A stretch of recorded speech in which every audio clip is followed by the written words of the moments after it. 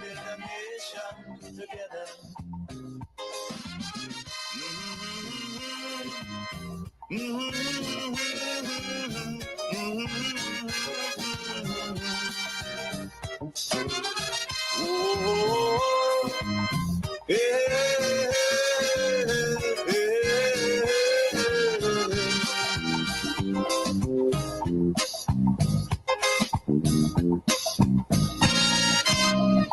So much of things that we need to see about. Surely I do have to spell them out. Cause you know as well as I do, the only way is put in more effort and less play. Because now, more than ever, we must show discipline, tolerance, and production to build a strong and better nation. I say that is the main foundation. So come let us go hand in hand. Yes, come let us work hand in hand to build our land. All right? Come let's work hand in hand to build our land. This is Grenada, Carriacou and PT Martinique. And we have a stake here. We have a duty to make it better. We have a duty to develop it, transform it. That is our purpose. We want to lay a solid foundation for our children and children. I want to welcome you to the Dynamic Hour. Again, we have a unique opportunity to converse, to talk. And this program is different from the other programs.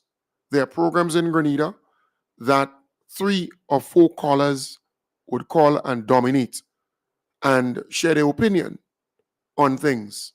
And they believe by doing that, their program is getting somewhere. The host of that program cannot even string 2 sentences together. He speaks badly. His grammar is poor. He lacks knowledge. He lacks depth. He cannot analyze stuff. I mean, if you want to get done, you can listen to some of these programs. But when it comes to this program here, we disseminate credible information because we want you to be empowered. We want you to be enlightened. We want you to be more knowledgeable on current affairs. And as I say to people, I don't run this race to come second. I am first in this business here in the state of Grenada. Talk radio. I'm the boss in talk radio. And you know what is unique also is the fact that these people on their programs, they don't know how they're paid, how they're funded, right? They don't, or they're playing dumb. If you listen to their programs and the stations that they're on, it is dominated by statutory bodies putting ads and so on there. And if they don't know, statutory bodies are creatures of the government. They are really government, but they are statutory, where they have a board of directors, a manager, and, they have workers. But it is under a minister, under a minister's control. So like Lotto, for example, that is under a minister's control. So they get ads on their radio station from government, really. And if the government decides to pull those ads, there would be nothing. They cannot pay their staff. They cannot keep their program going as they think. So some of them, right, they would run down government. They would bad talk the government. But who is actually paying to keep their program on air is the government. So they have to be very careful. They have to be very careful. It's easy to attack Kem Jones. Nothing wrong with that. Very easy to do that. That's cool. That's okay. But when it comes to their station and the station that they're on, they boast that they're getting a salary and so on. This program is different. The people who listen pay into it, give to keep it going. But their programs are funded by statutory bodies and government alike, ministries and so on. If you listen to the ads, they are dominated by that. And if they don't get the government ads, the station will go flat. I could tell you because I know fully well what's going on. In fact, when the one up north lost nearly 99% of government ads and statutory body ads, he started crying on air. And I'm saying this because one needs to be very careful. You have a program, you're on a radio station, and you believe that no one is paying to keep your program on air. Let me tell you this: statutory bodies are paying, and that's government. So you think that you could bad talk government or allow people to call the program and bad talk government? In fact, this morning, someone actually spoke about, go as far as to reference the revolution, reference Gary and assassination and all different things, imputing that a similar thing could happen to our beloved prime minister on that particular program, right? So that is what the person was actually doing, imputing or inferring with language that points to that, right? So not because you're on a station and you're not asking the listeners to give to your program to keep it on air. The statutory bodies are the ones who are keeping it on air. Lot ones on. You have to be very careful. And you're cussing government. You're using your program or the station to go after the government in a very technical way. The minute time the government decides to pull some of those ads, or the statutory bodies decides to pull some of those ads, you have no program. So some of these people have to be very careful. They have to be very, very careful. All right? It's no problem. You could attack me. Nothing wrong with that. In fact, you tried attacking me before on your program and you had to apologize. You had to apologize for weeks. And the station that you're on had to pay my lawyer, right, a couple $1,000. And then you had to pay my lawyer a couple $1,000. And I did not pursue that station or the individual for any money. I could have done so. And by now, the individual would have been saluted me in the streets, right? But I didn't go that route. But I'm saying they got to be very careful. You're using that particular station. Nothing wrong with that. You're attacking government. You're attacking this. You're attacking that, right? You people calling in and attack the government and so on. But who are actually paying for that station to be on air, predominantly so, is government through the statutory bodies. NAWASA, Lotto, Housing Authority, all the different statutory bodies, Solid Waste Management, GIDC, we could go on and on. Grenada Development Bank, they're all statutory bodies. Grenlec, they're all statutory bodies, right? And they're controlled by a minister. So you got to be careful, right? It's a very thin line. Be very careful with what you say. All right? Good. Let's get into the substance for this morning. And look, folks, I say to people, our numbers speak for itself. All right? Our numbers speak for itself. We communicate with thousands and thousands of people, home and abroad, on a daily basis, in the morning and during the night, consistently. We reach a lot of people. They cannot say the same thing. All right? They can't. Because you see, radio is no longer actual physical radio in your house. Yes, it is relevant because people still listen to programs on the actual physical radio in your vehicle too or so. But radio now is more online. All right? Facebook, YouTube, Instagram, social media. All right? That's where it is. And if you check their numbers on Facebook, they're barely getting 1,500 people on a daily basis to listen to their program. So I know what's going down. All right? And people don't tune in to actual physical radio like before. There are a few people who will do so. All right? But again, just saying, giving you that information so you can be empowered. All right? Nice. So let's get into the substance for today.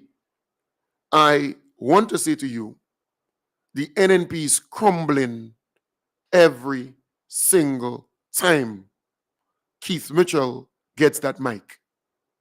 Once Keith Mitchell has a mic in his hand and he begins to speak, this guy is destroying the NNP. He's destroying the NNP, and I love that. I love the fact that the NNP is crumbling.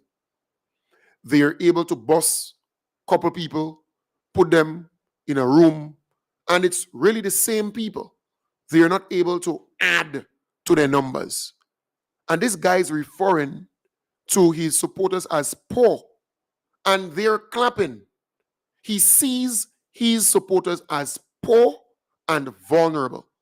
And he says so boldly, and they're clapping aloud. They're happy to be called poor, and they're happy to be poor. And he boasts of having millions and millions. He doesn't buy the jersey and shirt in the local stores. He goes to Miami. He goes to New York. That's where he shops, right? And he laughs at his people. It is sad, very, very sad, because he's preying on their vulnerability. And when I speak about he's preying, he's taking advantage of. All right? That is really, really, really bad, because there are people who are looking on, who are observing these things. You could imagine this man made this statement at a public meeting in St. Andrew, in Kate Lewis constituency. You know, when poor people have money, everybody get piece of the money. When big people have money, they spend it in Miami and New York and so on. Well, I'm telling you the truth. When if I have to buy a shirt, I go in Miami and buy my shirt. But you poor, you don't go in. Lord, look how Keith Mitchell insulting his supporters now. They poor. You understand the point? Listen to this, man. It's really, really sad. And that is why the NNP is not able to attract new people to support them and to follow them. It's the same set of people who would go to all these meetings and rile him up or make him believe that he's saying something or doing something good. The same core support. They're not expanding, they're not growing. And it's telling. Last evening I went to Pomrose. The most honorable Deacon Mitchell, our beloved Prime Minister, had a nice social engagement there. Food, drinks, nice vibes. I just happened to be in the area. And because I saw all this crowd, so I wanted to know what was going down, right? And I decided to pop in. And I realized that you had a lot of people in just a little village thing, eating, drinking, and our beloved Prime Minister pop in. And the thing was nice. It was equally the amount of people who were actually at the NNP town hall meeting or zonal meeting, whatever they call it, right? Just that little community event. You had equally or even more than the people who were actually up there, right? And I want to commend our beloved Prime Minister, and I want to encourage him to keep doing what he's doing, because it is showing up.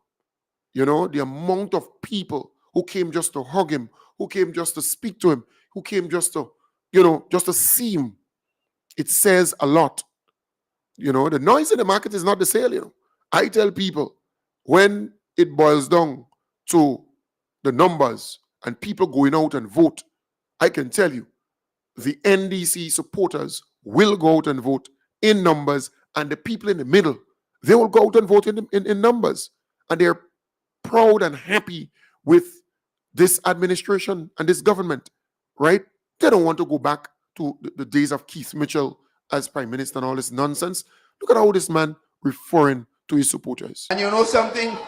When poor people have money, everybody get piece of the money. When big people have money, they spend it in Miami and New York and so on. Well, I'm telling you the truth. If I have to buy a shirt, I go in Miami and buy my shirt. But you poor, you don't go in. You buying it right here. They going in the shop, you buy the power flour. Yeah, it's just sad that this man is doing that to his supporters, because he knows that the majority of NNP supporters are poor, dot poor. And the reason why they are dot poor or poor is because the NNP kept them poor. The NNP make sure that they keep them poor and vulnerable. Because once they are poor and vulnerable, then they will toe the line with you. Then they would support you because they always run into these people and beg them for X and beg them for Y. So they kept them poor and vulnerable so that they would be always voting for them. They have to cry for a road walk, cry for some gas in their house, run to them in the constituency office and beg for $20, beg for that's how the NNP supporters have always been. But the people like Keith Mitchell and so on, he has millions of dollars, but his supporters, they are dot poor, and they remain that way. And he's now emboldened the guys telling these people they're poor, right? And they're clapping aloud. They're okay with that. It is really, really, really sad, right? Sad, sad, sad. And you don't need to be a genius. When you listen to Keith Mitchell, just listen to this. You don't need to be NNP or NDC or PLM or GLP to be outraged, right? To be really upset with this man. This is how he sees his supporters. You know, when poor people have money, everybody get piece of the money. When big people have money, they spend it in Miami and New York and so on. Well, I'm telling you the truth. When if I have to buy a shirt, I go in Miami and buy my shirt. But you poor, you don't go in. You buying it right here. They going in the shop. You see, so he will go into Miami to buy his shirt and so on because he considers himself to be rich. He has millions of dollars. But you, that's his supporters, they're poor and they are vulnerable, right? But the NNP been in power for 20-something years and they never helped these people to get out of poverty. And that sickens me to the core because these people continue to support the NNP. They continue to support the NNP and they just can't see it. They just can't see what NNP is doing to them, what Keith Mitchell and the NNP is doing to these people. They're messing up these people. And I played for you some time back the statistics regarding latrines and so on in the country.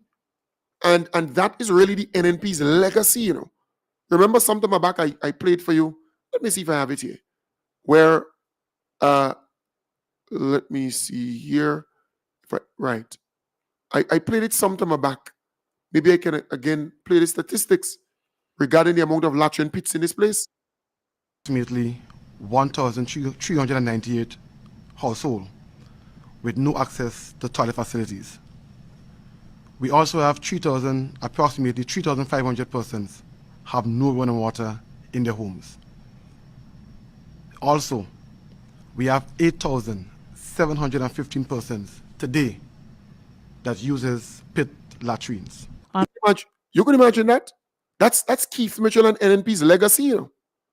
8,000 something people using pit latrines and they have no running water, nothing like that, you know.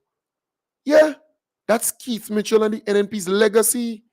That is why they continue to refer to the NNP supporters, their supporters, as poor. And these people are happy about it. They are proud about it. This man is calling them poor because he loves to see them poor. Keith Mitchell, in my belief, loves to see his supporters poor. I know a lot of NNP supporters who 15 years ago, 20 years ago, they were poor and they continue to support the NNP for 20-something years. And they never got out of poverty. They never got assistance to become something. They never ever, they got stuck right there and their family members ended up in the same situation. It's like a cycle. But this guy loves to see these people poor and he wants to see them remain poor not get out of poverty. That is why they condemn nearly every single good thing that this government did for these poor people, you know. Yeah, the government started the WASH program, providing a modern bathroom and toilet facility for the people, right? They condemn that. They criticize that. You could imagine that? The government is trying to eradicate pit latrines. The NNP condemned that.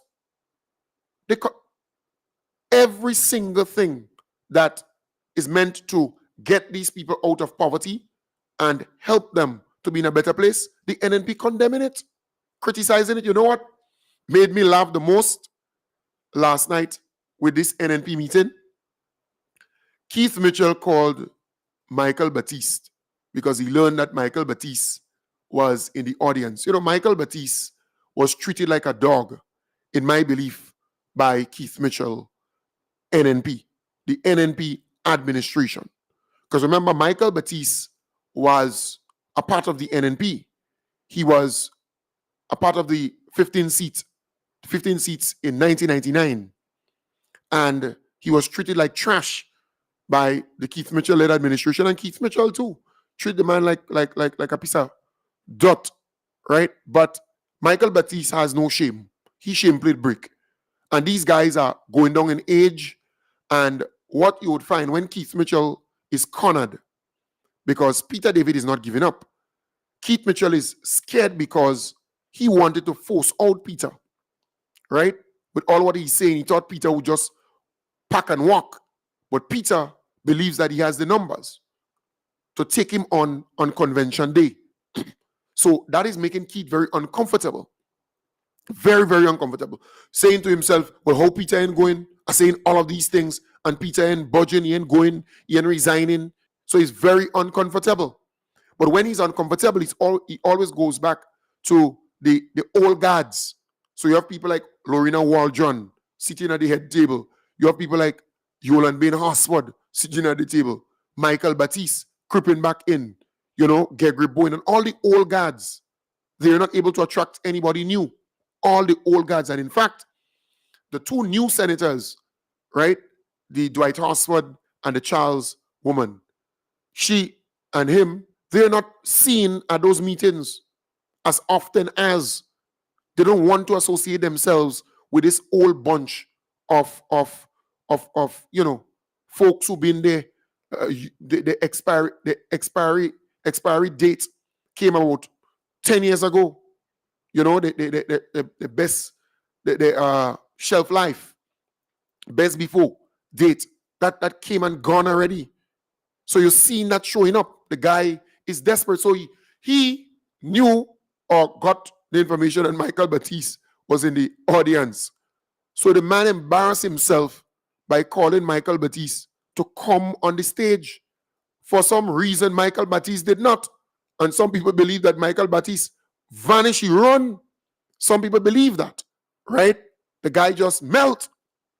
Amazingly, the man called the man on the stage. Batiste is in the house here tonight. Brother Michael Batiste, where are you? Come and take a bow. Brother Mike, take a bow. You're standing up for justice. You're standing for what is right. You're standing for what is right. Brother Mike, come up and take a bow, man. You can't stay down there, man. Come up and take a bow, Mike. Stand up. The people want to see you. All right. The man just waved. All right. You see, Michael Batiste refused to come up. This Keith Mitchell does not command any respect from anybody or earn any respect. Michael Batiste refused to go on the stage there. It's amazing. Yeah. So he calling Michael Batiste, come up and take a bow. Come up and take a bow. Michael Batiste refused. He did not go up and take no bow. The guy, and you could see Keith Mitchell was embarrassed. Batiste is in the house here tonight. Brother Michael Batiste, where are you? Come and take a bow. Brother Mike, take a bow. You're standing up for justice. You're standing for what is right. You stand in for what is right, but a Mike, come up and take a bow, man. You can't stay down there, man. Come up and take a bow, Mike. Stand up, the people want to see you. All right. Lord. No, it's amazing. The guy felt embarrassed. You could see it. You calling a man, you're a leader of a party, calling a man to the stage. The man does study the guy. But again, Michael Baptiste, to me, is irrelevant. He has no political, he's not a political asset. He's a political liability, right? The guy is more a problem than a solution or any help to anybody. So we don't worry about that. But I played that just to show you that Keith Mitchell trying to get this guy's attention, trying to get him to come on the stage. The guy gone, the guy bail out on him, right? It's sad, really, really sad. But that is what the NNP has become. The NNP has become a laughing organization, a cartoon organization. Just laugh at them. They're a joke. You see them in meetings, it's just a kicks. Just a kicks. But I'm happy that people are seeing through them, and I'm playing all of this so you can see through them. Let's move on to another subject matter. Folks, I spoke to you yesterday regarding regularization, the new pension plan, and so on. This morning, again, I want to highlight the same thing. Our beloved Prime Minister spoke about the situation with the public service and pension. This pension plan is going to be applicable to 3,000 plus persons who do not have a pension. So if they leave the service now, whether it's on retirement age or whether they've worked for 10 or 15 years, they get nothing. So what the government is seeking to do is to give them a pension plan. And the government is contributing 3%, and we're asking them to contribute 3%. So that 3% is their money.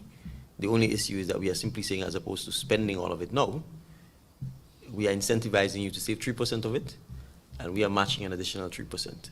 And to be clear, for all of the years that you've been working that you do not currently have a pension plan for, so that if you were leaving tomorrow, you will get nothing when you walk out, we are actually paying a past service contribution on the commencement of the pension plan.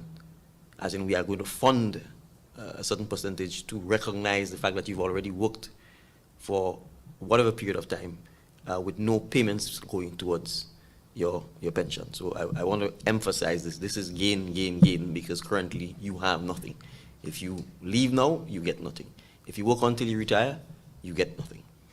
And we're saying that, you see the numbers. We're not talking 5 people here. We are talking 3,600 plus persons who currently face this situation. And so we also have to talk about sustainability. The PS provided the background as to where Grenada found itself and why it was forced to go into structural adjustment and take all of the painful policies it had to take because the management of the government's finances was not being done prudently. And so we cannot go back to a system where the pension is completely funded by the government, i.e. taxpayers, with no contribution from the employees. Such a plan will simply not be sustainable. And if we did it 5-10 years from now, we'll be right back where we currently are.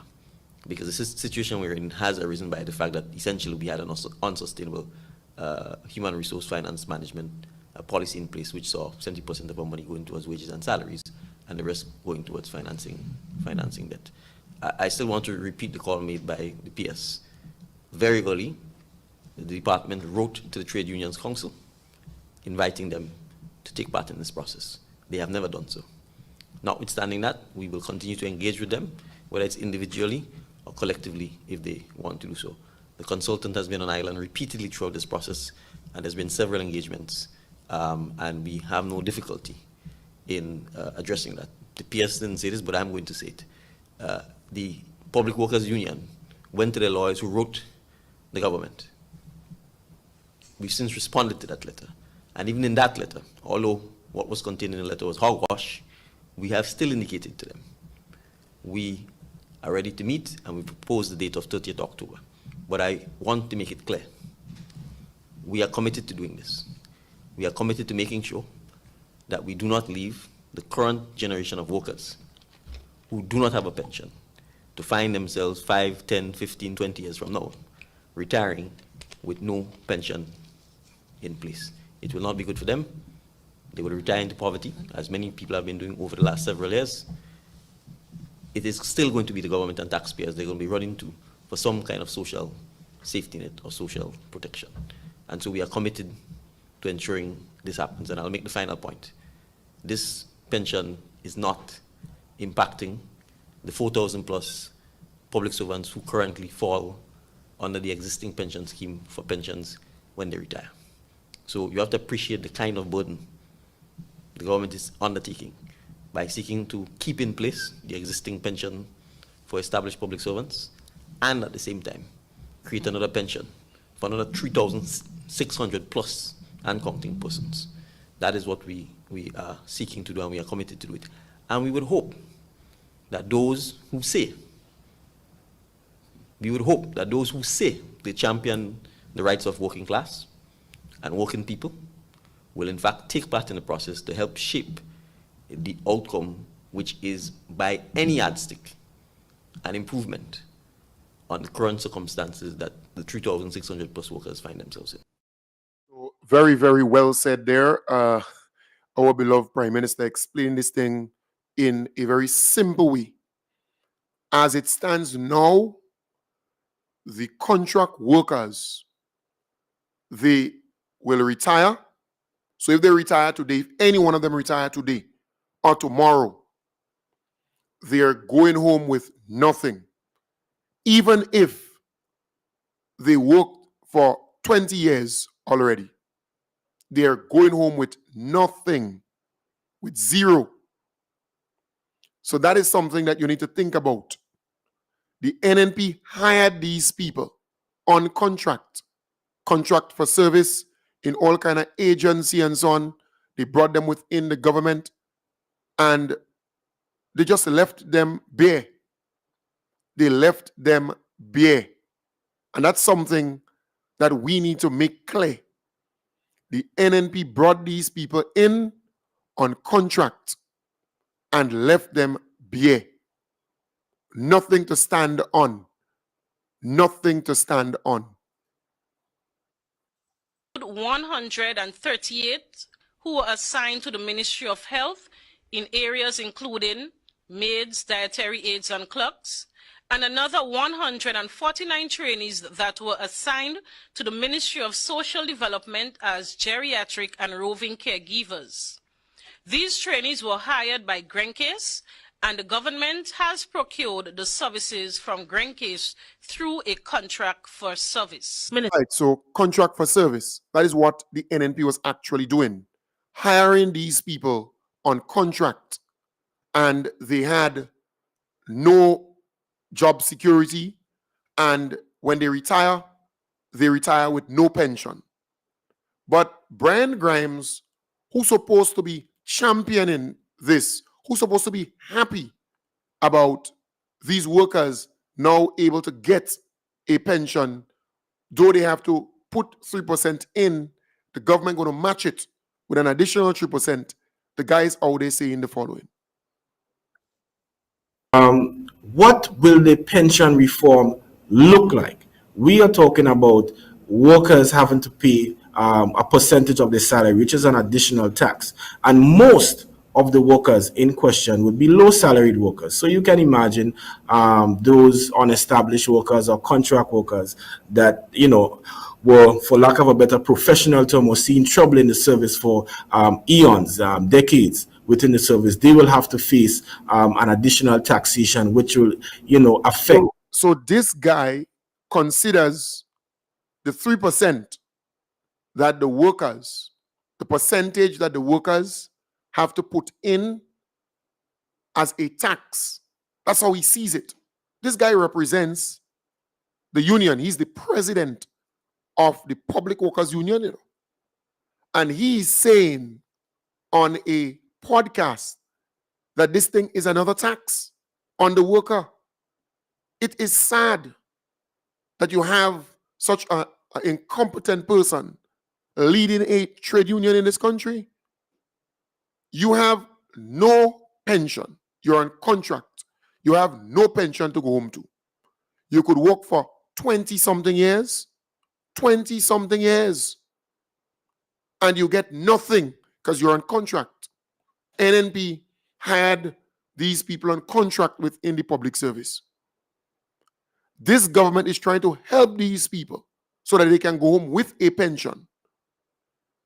It will be contributory, right? It's a contribution you put in and we match what you put in. This guy is saying that this thing is a tax on the lower end workers. Pay a percentage of the salary, which is an additional tax. And most of the workers in question would be low salaried workers. So you can imagine those unestablished workers or contract workers that, were, for lack of a better professional term, were seeing trouble in the service for eons, decades within the service. They will have to face an additional taxation, which will, affect their disposable income. So pension reform, Callistra, and regularization, they go hand in hand. But what we are seeing now, it is not being done in a fair manner. Right. So this guy, something is wrong with this guy. Something is wrong with him. And I don't think he's representing the workers the way he's supposed to represent them. Because as it stands now, these workers do not have a pension.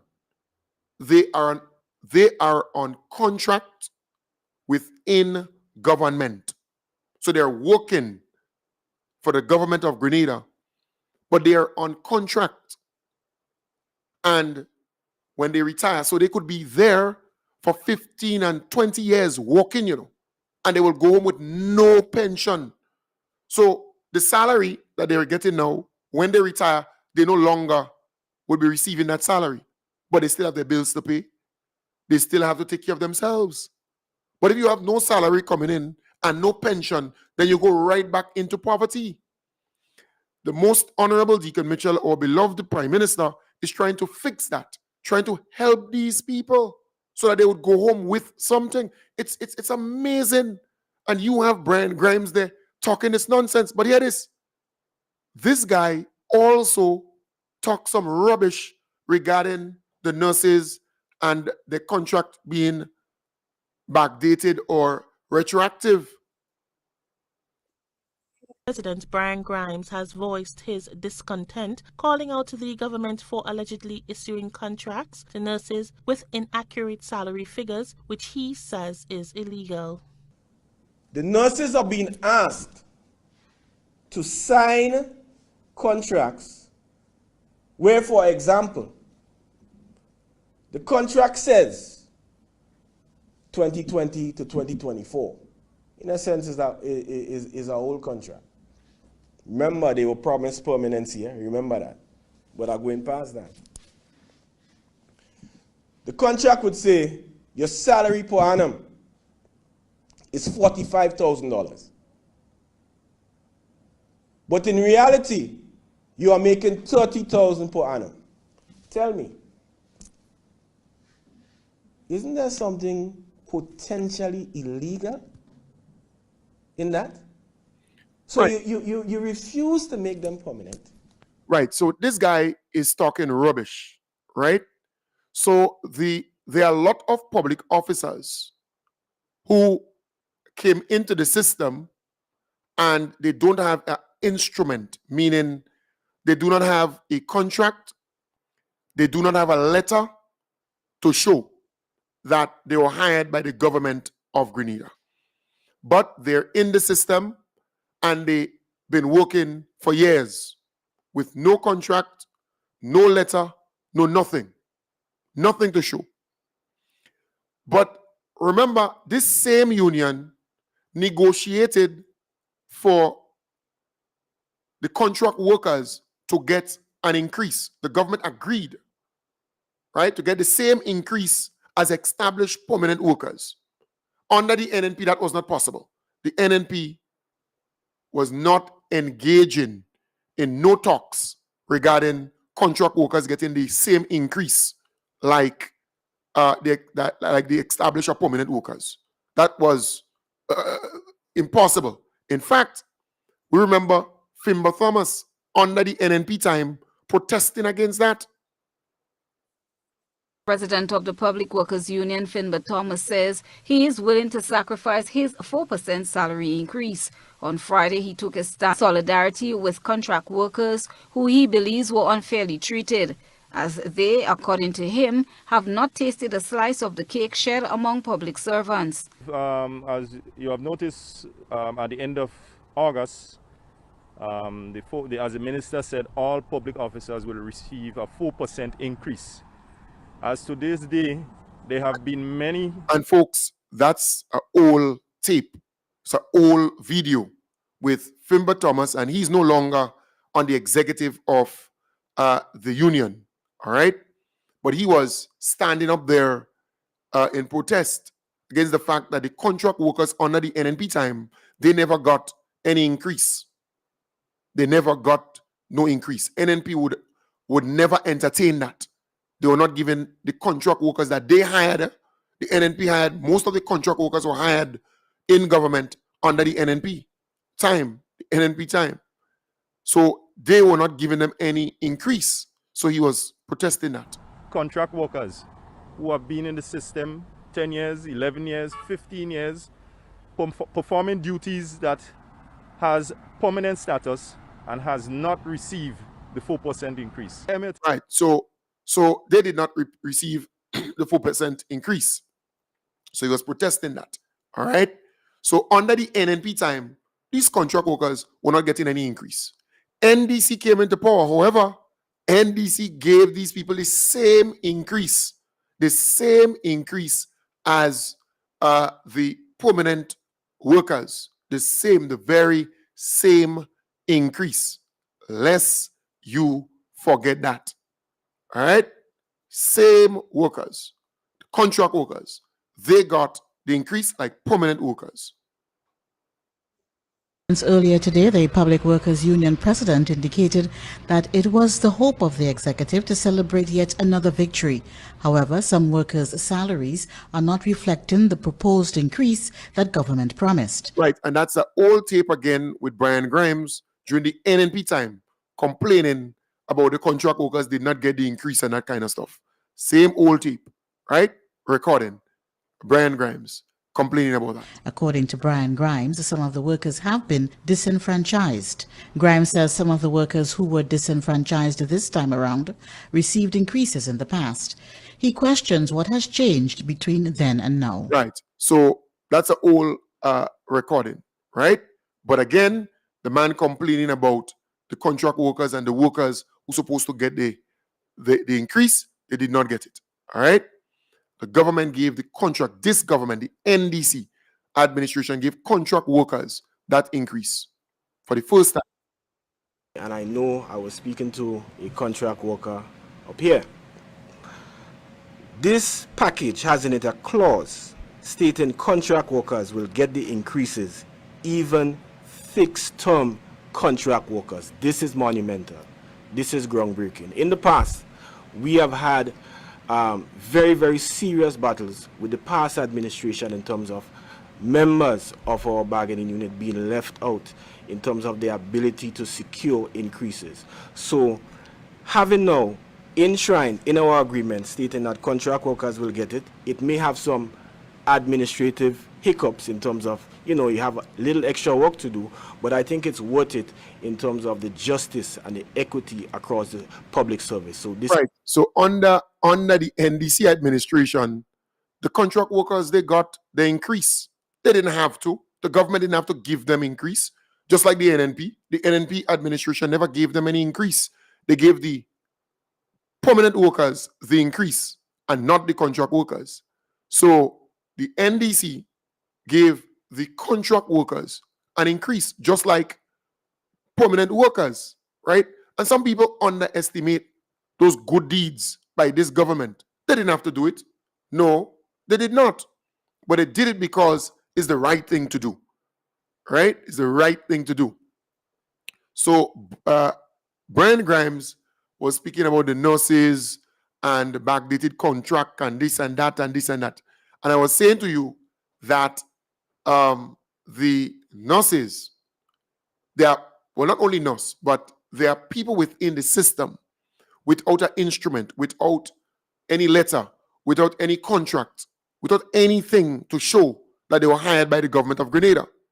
So this same piece there, where Brian Grimes was speaking about the increase and that kind of stuff that this government gave the contract workers and so on, here it is. If these workers do not have an instrument, do not have a contract, do not have anything to show that they were employed by the government of Grenada, then they would not be able to get the increase. So they needed an instrument in their hand to show that they were employed and they were working for a period of time in government. So DPA now assisted these people to get an instrument, a contract. So they have to backdate it. They have to add, because some of them started working a year ago, a year and a half ago, 2 years ago, 3 years ago, 4 years ago, right? They didn't have to do it. DPA, the government didn't have to do it. No. So Brian Grimes came and he said this. President Brian Grimes has voiced his discontent, calling out to the government for allegedly issuing contracts to nurses with inaccurate salary figures, which he says is illegal. The nurses are being asked to sign contracts where, for example, the contract says 2020 to 2024. In a sense, is a old contract. Remember, they were promised permanency. Remember that. But I'm going past that. The contract would say your salary per annum is $45,000. But in reality, you are making $30,000 per annum. Tell me, isn't there something potentially illegal? This guy is so dumb. He should be happy that the workers without an instrument, without a contract, without a letter, who the union represents, right, is actually getting an instrument, getting a letter, getting a contract, so that they can get the increase and they would benefit. This guy is dumb as a donail, you know. I'm telling you. So the PS responded. Review, we noticed a number of people had no instruments, so there was no coverage at all. So in order to give them the comfort that they were seeking, we gave coverage. So for example, somebody worked without an instrument for 5 years, we would give you a cover for the 5 years, but it has nothing to do with change in salary in terms of you on the contract there's more than what you receive. Would you agree to receiving a contract that says more and you're actually paid less without asking a question? I can't see anybody holding a contract in their hand for 40,000 and you're receiving 30. That doesn't make any sense to us at all. But we would, if that is the case, then we would love to see it. Yes, it's amazing. It doesn't make sense, but it's a cover. They're trying to cover these people because they don't have an instrument, they don't have a contract, they don't have a letter from PSC, they don't have anything. Well,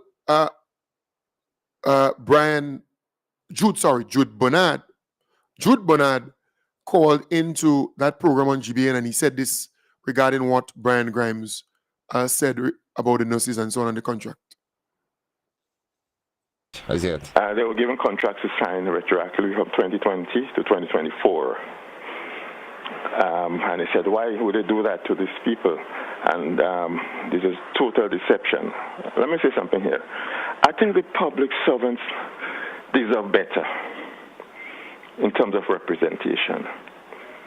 There was a case, again, this is what the first caller said, of matters that were left unhandled. These people were working for years.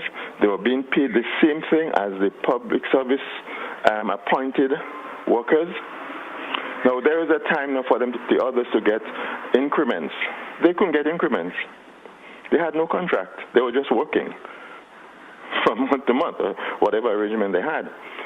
So what the government did was to retroactively give them a contract to cover that industrial agreement period. So so that they will be entitled to the increments as well at the end of that contract.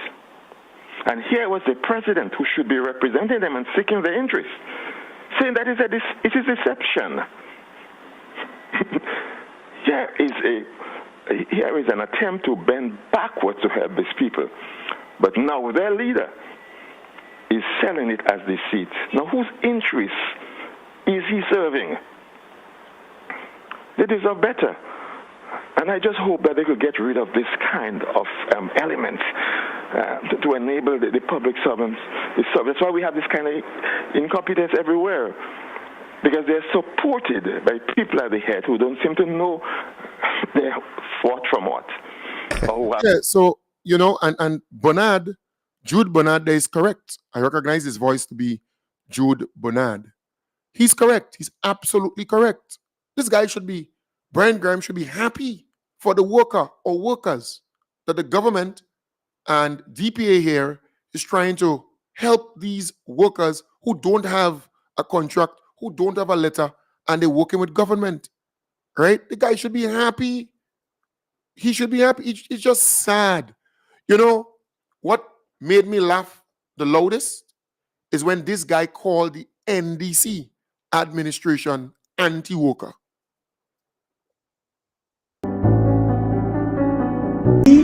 As an institution, 93 years old, the Public Workers Union, we are an equal at the table with anybody in this country. So, you know, I don't want to go for no tit for tat when who telling tales and who telling. The evidence is there for all who want to listen, and for all who have eyes to see, and for all who have ears to hear, and for all who have brains to logically think. It is there. So the tit for tat is unnecessary. Let those people with logical minds analyze. And I know our workers, by and large, understand the struggle the union is going through on their behalf. We are only getting empty promises. And on top of that, our workers are being tricked. Our workers are being disenfranchised because there is an agenda that is anti-worker.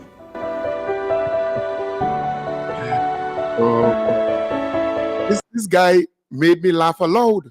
He's talking about there's an agenda that is anti-worker by this administration. This guy, something is wrong with him, in my belief.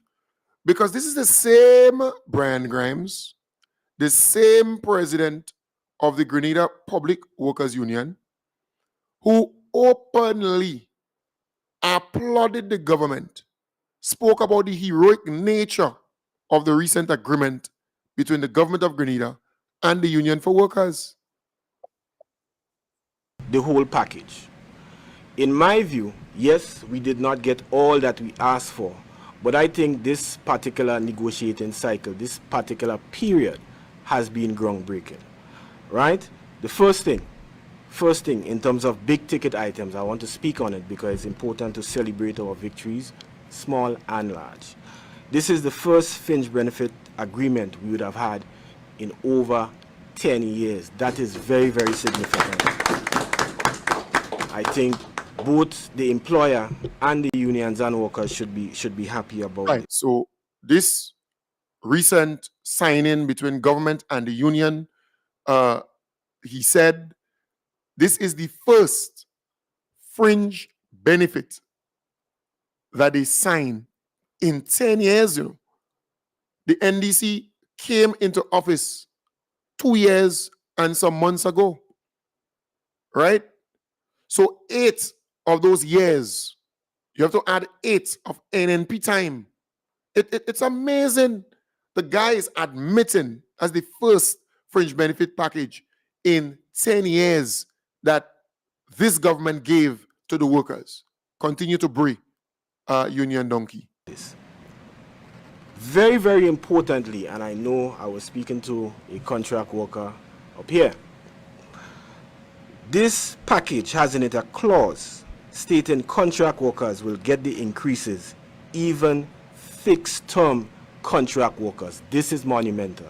This is groundbreaking. In the past, we have had very, very serious battles with the past administration in terms of members of our bargaining unit being left out in terms of their ability to secure increases. So having now enshrined in our agreement stating that contract workers will get it. It may have some administrative hiccups in terms of, you have a little extra work to do, but I think it's worth it in terms of the justice and the equity across the public service. So this is tremendous as far as the union is concerned. Right. So for the first time, the union got the increase for contract workers.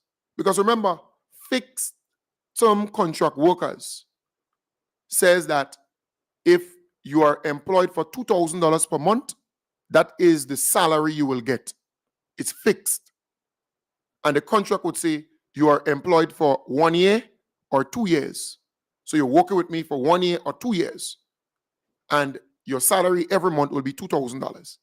But with the government agreeing to give contract workers the increase, like the public, the permanent workers, the established workers, right? The permanent workers, those contract, though it says on paper that you're working for $2,000 a month, you're going to get the same increase like the established public servants. So you're going to get more. So that is what happened, The NDC administration gave the contract workers the increase too. And as he said, that never happened under the previous administration. They fight for it, but they never got it. Never.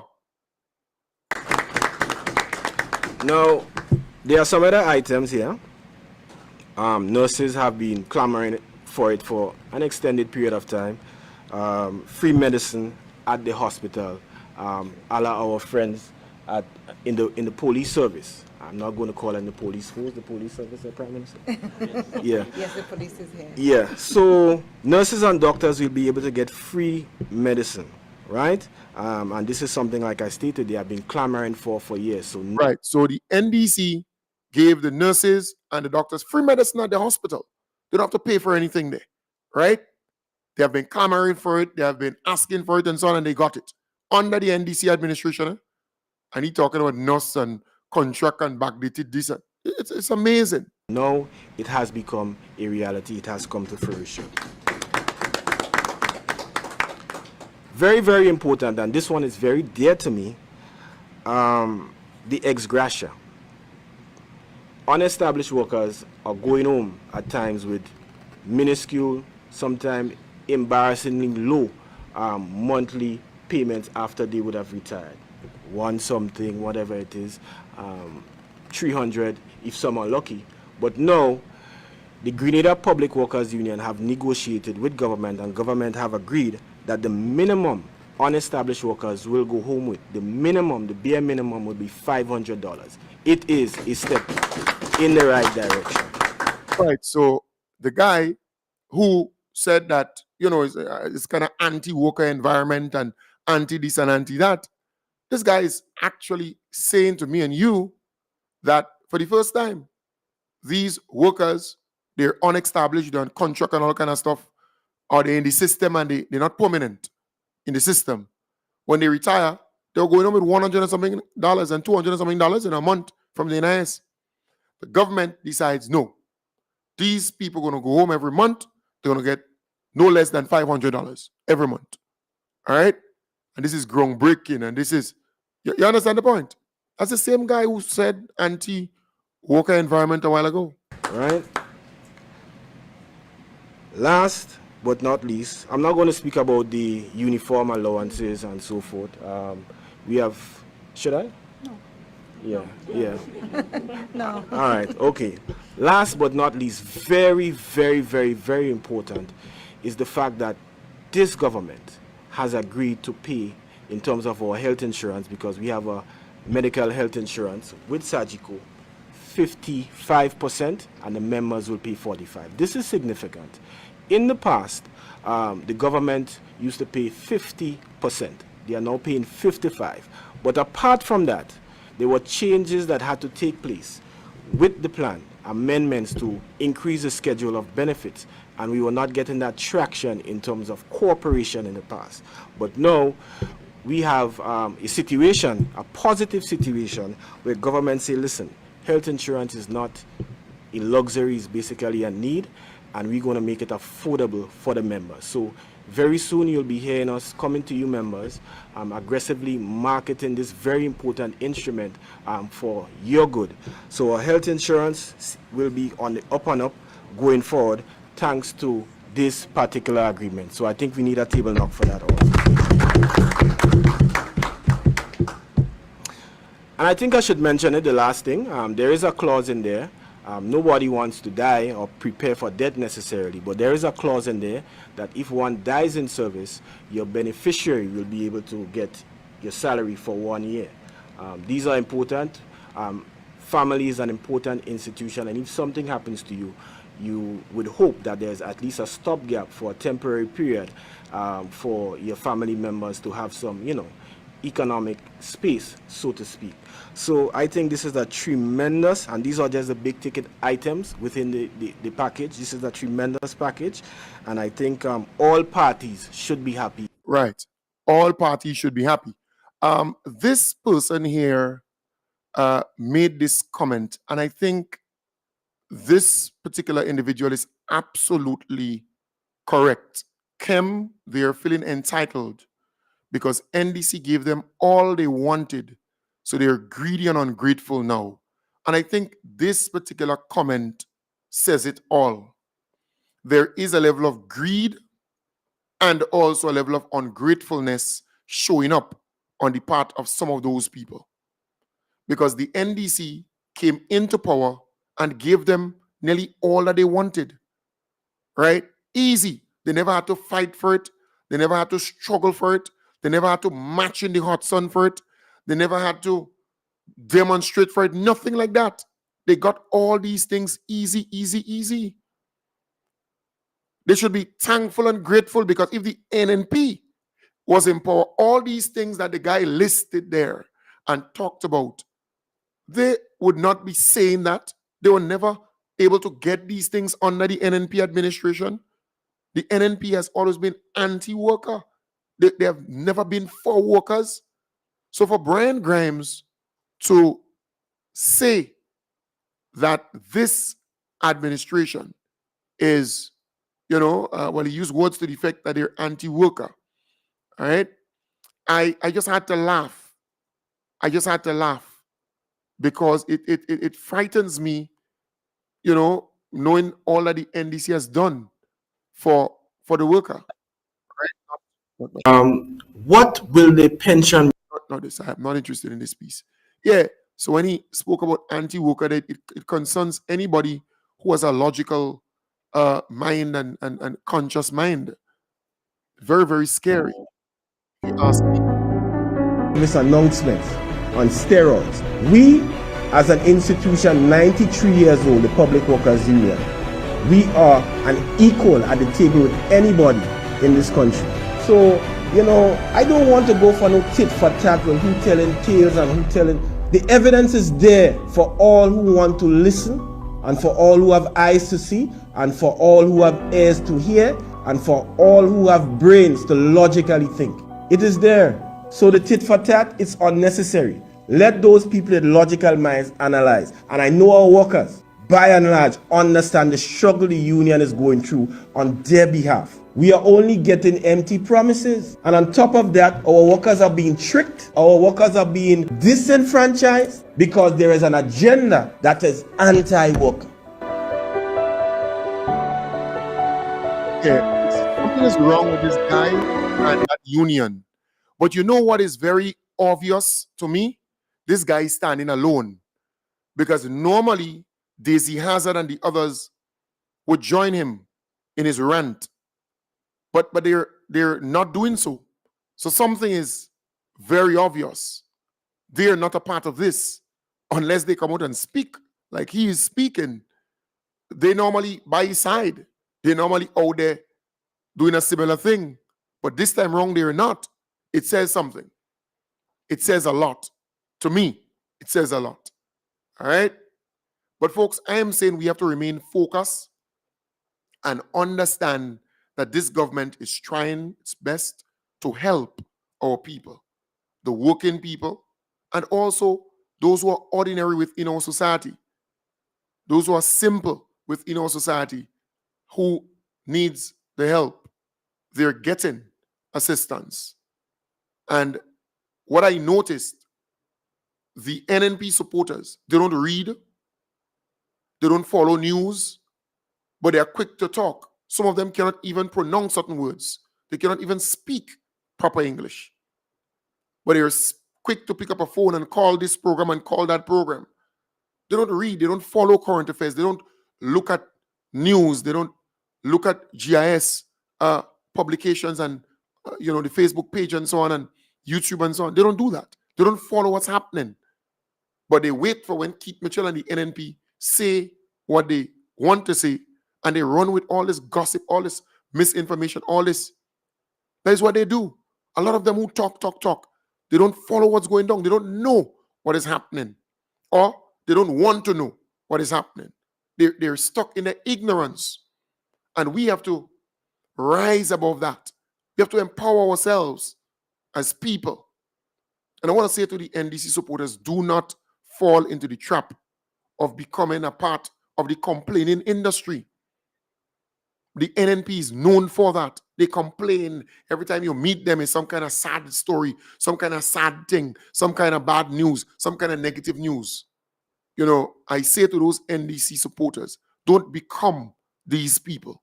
A lot of good things are happening. Yes, we have to continue to educate, empower. We have to continue to disseminate that kind of information. We need to see more town hall meetings and more engagements. We need to see those things. I agree. But the information is available on many platforms, many places. But sometimes you have to kind of pass the next road, because if you see that NDC supporter, they will start to cry and complain and grind and talk about this minister and that minister and the NDC this and the NDC that. Yeah, some of them like that every time they meet you. And the minute time they open their mouth these days, I say, look, stop. Stop. I don't want to hear it. Because I can list for you 50, 60, 70 good things that the NDC administration did for people and for our supporters. A lot of our supporters are benefiting significantly and getting assistance.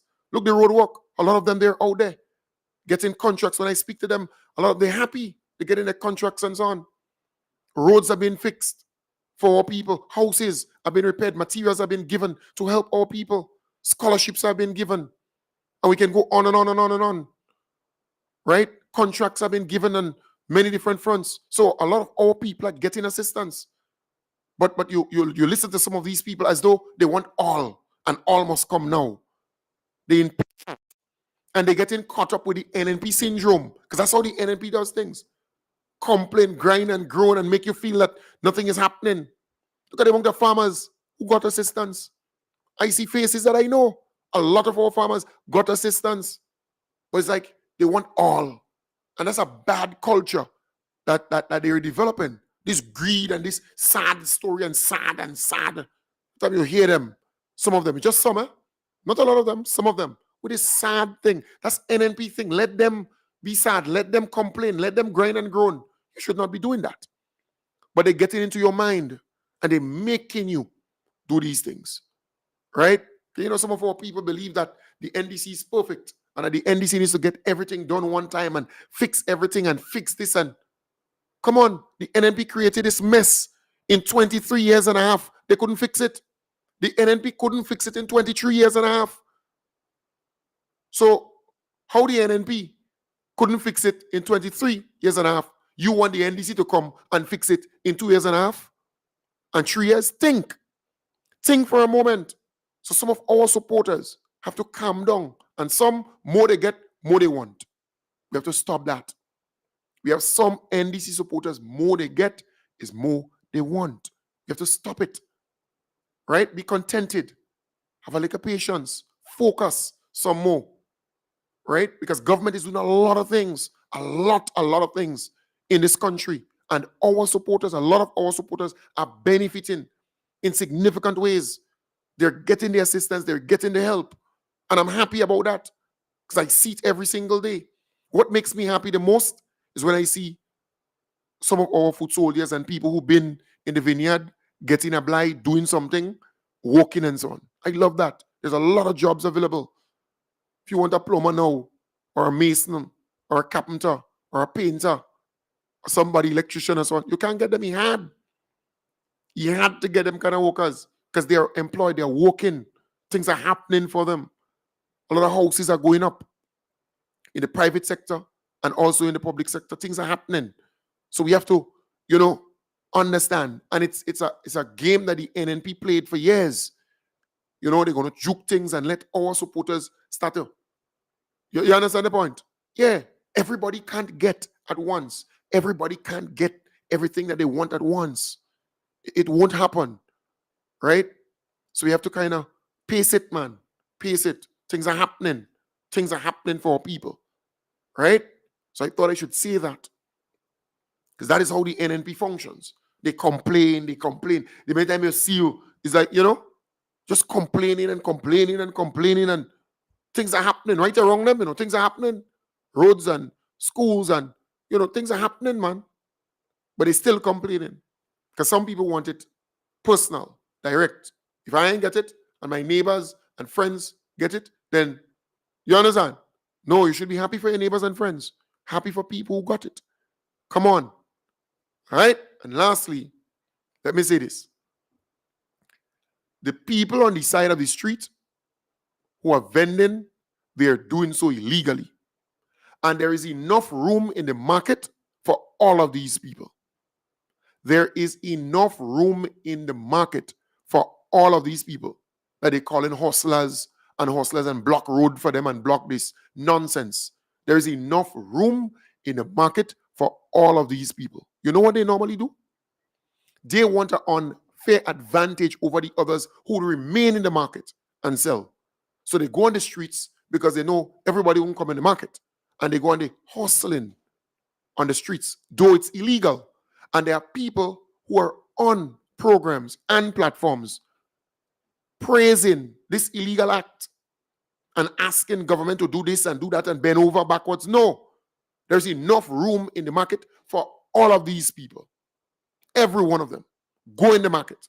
And the police needs to continue to toughen up. I see they're doing it. Toughen up. Charge some of these people. Make some of these people an example. So that they would know you have to go in the market and sell. Because there are vendors in the market who would go there and they can't make the amount that they're supposed to make because there are those who are going to go on the streets and get the sale on the streets. So the people will not come in the market because they're getting it on the streets. But if you have all of them in the market, the people are going to come in the market to get it. And they're going to choose who they want to buy from in the market. Right? So this is lawlessness that they're supporting. We can't support this. Right? When you walk on the sidewalk, that's a sidewalk. Sidewalk. You charge them. Make them an example. Make them an example. You see, under the NNP time, it was just lawlessness galore. Lawless. These people are too lawless. Right? And it's illegal. And they could be fined, they could be charged. So the police now is toughening up on them, right? So that is why you have the sidewalk, it kind of free up and nice now, Toughen up on them. And let those folks go on radio program and praise lawlessness. You know it's illegal, it's illegal. Send them in the market. There is enough room in the market for all of them. Don't make them fool you. And many of them, they have a table and a place to store stuff in the market, but they go on the streets and sell because they want to make a quick buck than the other people who are in the market who have to sit and wait. And they're going to block these people from going in the market because they won't sell for them on the street. The lawlessness has to stop. The lawlessness has to stop. It's not everything is not about just a vote and an election. Sometimes you got to put things straight. Put things straight. The lawlessness has to stop. All right? And mind you, if these people leave here and they go somewhere else in another country, they're adopting and falling in line with the laws quick. Our Grenadian people. Let them go in Canada, for example. They can't pee on the side of the road in Canada anywhere. They cannot even spit or throw any garbage anywhere. They'll be charged. They could be arrested too. They're falling in line quick. I'm telling you. It's sad. Very, very sad. We got to put our feet down. This has to stop.